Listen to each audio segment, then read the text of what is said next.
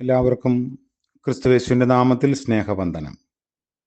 ഇന്നത്തെ നമ്മുടെ ധ്യാനത്തിനായി വിശുദ്ധ യോഹന്നാൻ എഴുതിയ സുവിശേഷം 14-ാം അധ്യായം 16-17 വാക്യങ്ങൾ. യോഹന്നാൻ 14-16-17 വാക്യങ്ങൾ. എന്നാൽ ഞാൻ പിതാവിനോട് ചോദിക്കും, അവൻ സത്യത്തിൻ്റെ ആത്മാവ് എന്ന മറ്റൊരു കാര്യസ്ഥനെ എന്നേക്കും നിങ്ങളോടുകൂടെ ഇരിക്കേണ്ടതിന് നിങ്ങൾക്ക് തരും. ലോകം അവനെ കാണുകയോ അറിയുകയോ ചെയ്യായ്കയാൽ അതിന് അവന് ലഭിപ്പാൻ കഴിയുകയില്ല. നിങ്ങളോ അവൻ നിങ്ങളോടുകൂടെ വസിക്കുകയും നിങ്ങളിൽ ഇരിക്കുകയും ചെയ്യുന്നത് കൊണ്ട് അവനെ അറിയുന്നു. ആളത്വത്തിൽ വസിക്കുന്ന പരിശുദ്ധാത്മാവിനെ കുറിച്ച് കർത്താവ് തൻ്റെ ശിഷ്യരെ പ്രബോധിപ്പിക്കുന്നു.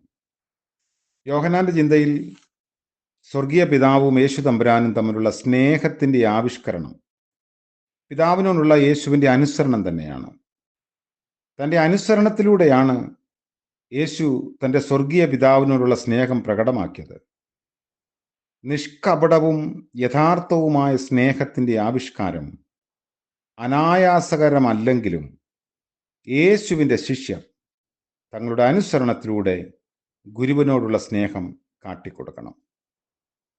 ഒന്നാമത്, ഉറപ്പുകൾ നൽകി ശിഷ്യരെ ബലപ്പെടുത്തുകയും ആകുലചിത്തരാകാതിരിക്കുന്നതിന് കർത്താവ് അവരെ പ്രബോധിപ്പിക്കുകയും ചെയ്യുന്നു. താൻ അവരെ അനാഥരായി വിടുകയില്ലെന്നും ഉപേക്ഷിക്കയില്ലെന്നുമുള്ള ഉറപ്പാണ് യേശു സർവപ്രധാനമായി അവർക്ക് നൽകിയത്. 16-ാം വാക്യം മുതൽ 24-ാം വാക്യം വരെ ഈ ഒരു സൂചനയാണുള്ളത്. പരിശുദ്ധാത്മാവായി താൻ തന്നെ അവരുടെ അടുത്തേക്ക് വരും. ആരും കരുതാനില്ലാത്ത അനാഥരായി അവർ തീർന്നു പോകില്ല.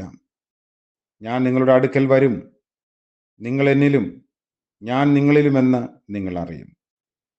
സമാന്തരങ്ങളില്ലാത്തതും ഇതം പര്യന്തം ആരും അനുഭവിച്ചിട്ടില്ലാത്തതുമായ ഒരു ഊഷ്മളമായ ഐക്യബന്ധമായിരിക്കും അത്.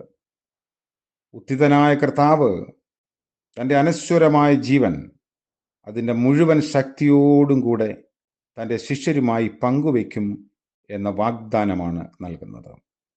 രണ്ടാമത്, പരിശുദ്ധാത്മാവിലൂടെ അനുഭവമാകുന്ന ഈ ബന്ധം തൻ്റെ ശിഷ്യർക്ക് മാത്രമേ അനുഭവവേദ്യമാകുകയുള്ളൂ എന്ന് കർത്താവ് പറഞ്ഞു.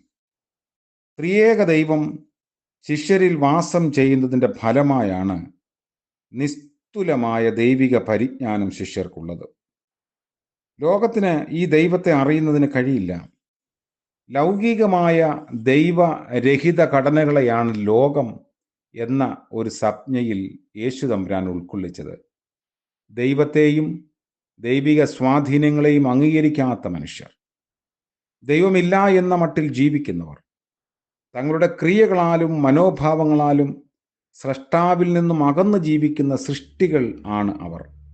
എന്നാൽ യേശുവിൻ്റെ ശിഷ്യർ തങ്ങളിൽ വാസം ചെയ്യാൻ പരിശുദ്ധാത്മാവിനെ അനുവദിച്ചിരിക്കാൻ സൃഷ്ടാവും സൃഷ്ടികളായ തങ്ങളും തമ്മിലുള്ള അകലം ഇല്ലാതെ ആക്കിയിരിക്കുന്നു.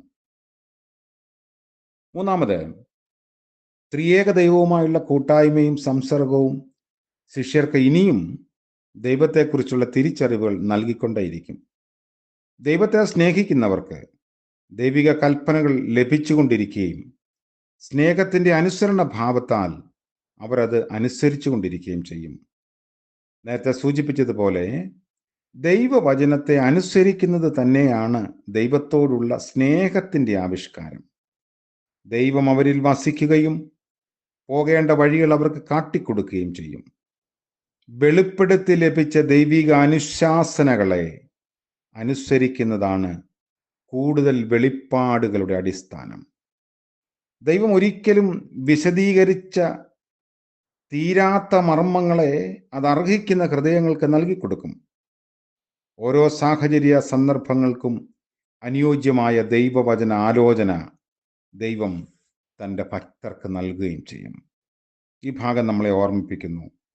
ഭാരമുള്ള ചുമടുകൾ ചുമലിൽ കെട്ടിവയ്ക്കുകയും അണിവിരൽ കൊണ്ടുപോലും അവയെ താങ്ങാതിരിക്കുകയും ചെയ്യുന്ന ക്രൂര യജമാനന്മാരുടെ ഇടയിൽ ലഘുവായ ചുമടും മൃദുവായ മുഖവും മാത്രം നൽകിത്തരുന്ന കർത്താവിനെ നമുക്ക് സ്നേഹിക്കാതിരിക്കാൻ കഴിയില്ല.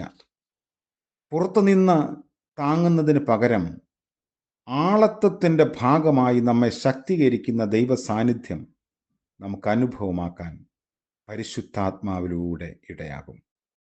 ശിഷ്യർക്ക് മാത്രമാണ് പരിശുദ്ധാത്മ നിമന്ത്രണങ്ങൾ കേൾക്കാൻ കഴിയുന്നതെന്ന് നമ്മൾ തിരിച്ചറിയണം. നമ്മുടെ ഉള്ളിൽ നാം അത് കേൾക്കണം. സൃഷ്ടിയും സ്രഷ്ടാവും തമ്മിലുള്ള അകലങ്ങൾ ഇല്ലാതാക്കുന്ന പരിശുദ്ധാത്മ ശുശ്രൂഷ നമ്മൾ അനുഭവിക്കേണ്ടതാണ്. പ്രാർത്ഥിക്കാം. സൃഷ്ടാവായ ഞങ്ങളുടെ ദൈവമേ, അവിടുത്തെ സൃഷ്ടിയോടുള്ള അകലം കുറയ്ക്കുന്നതിന് അവിടുന്ന് സൃഷ്ടിയെ തേടി വരികയും അവിടുത്തെ ആത്മാവിനാൽ ഞങ്ങളുടെ ഉള്ളിൽ അവിടുന്ന് വസിക്കുകയും ചെയ്തല്ലോ. ഞങ്ങൾ അങ്ങയിലായിരിക്കുവാനും അവിടുന്ന് ഞങ്ങളിലായിരിക്കുവാനും അവിടുന്ന് ക്രമീകരണം ചെയ്തിരിക്കുന്നതിനായി സ്തോത്രം. അവിടുത്തെ ആത്മാവിന് വസിക്കാൻ തക്ക യോഗ്യപാത്രങ്ങളാക്കി ഞങ്ങളെ തീർക്കണമേ. ഇന്നത്തെ പകലിൽ വിശുദ്ധിയോടെ ജീവിപ്പാൻ, സത്യത്തോടെ നീതിയോടെ നിലനിൽക്കാനും ഞങ്ങളെ സഹായിക്കണമേ. ഇന്ന് ജന്മദിനം ആഘോഷിക്കുന്നവർ, വിവാഹ വാർഷികം ആഘോഷിക്കുന്നവർ എല്ലാവരെയും ഓർത്ത് പ്രാർത്ഥിക്കുന്നു. കർത്താവ് നടത്തിയ കഴിഞ്ഞ കാലങ്ങളെ നന്ദിയോടെ ഓർത്ത് പുതിയ പ്രതീക്ഷയോടെ ജീവിപ്പാൻ എല്ലാവരെയും സഹായിക്കണമേ. യേശുമശിഹ മൂലം പ്രാർത്ഥിക്കുന്നു. കൃപയോടെ കേൾക്കുമാറാകണമേ. ആമേൻ. നമ്മുടെ കർത്താവ് യേശുമശിഹായുടെ കരുണയും കാവലും ആലോചനയും നാം എല്ലാവരോടും കൂടെ ഇന്നും എന്നേക്കും ഉണ്ടായിരിക്കുമാറാകട്ടെ. ആമേൻ.